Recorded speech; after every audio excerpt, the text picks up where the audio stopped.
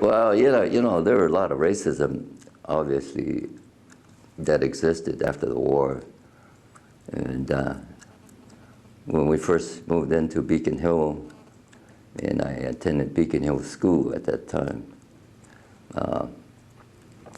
my mother, I'll never forget the incident where my mother asked me to go to the neighborhood store to buy a loaf of bread. So I said, sure. So she gave me some money, and I went to the neighborhood store, and a big sign up there says, no Japs or dogs allowed. And I was scared to go in. And so, I was debating whether I should go back to my mom, tell her no.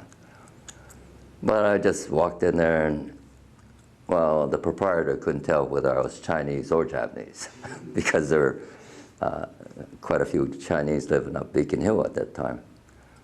And so, well, she took my money. What the heck, she wanted to trade, so.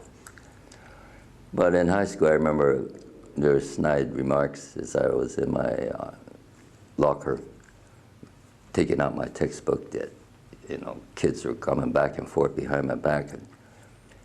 And you hear that phrase, go home, you lousy Jap, or something like that. You turn around, you can't tell who said it. But all in all, it wasn't, I would say it wasn't that bad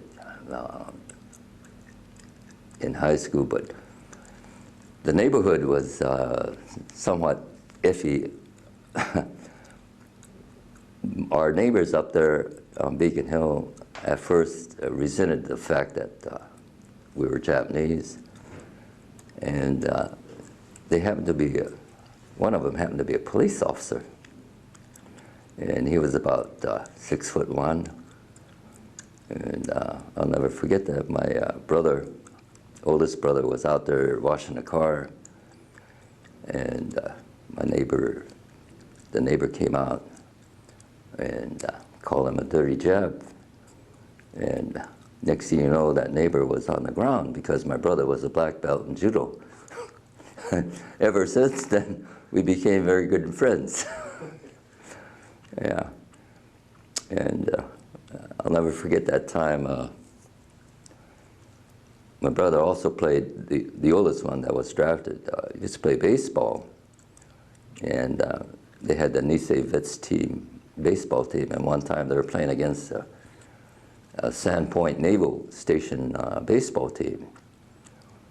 And some of those sailors got pretty hipped up and start calling out certain names on the team. And same thing happened there. It was, my brother used to be a catcher, and when the guy come running him home, he blocked the plate, and pow, they almost got in a fight there.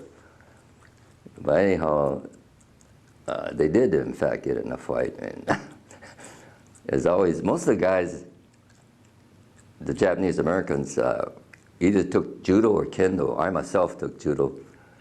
And all those guys, after the brawl, most of the sailors were on the ground. My dad used to be an avid baseball fan, and he used to watch all the games. And anyway, they won the brawl and they won the game. And my dad was so proud and so happy that he invited the whole team and treated the whole team to a place called Gyokoken, which served Chinese food. He treated them all to dinner because he was so happy about that. But that was one ball game I'll never forget.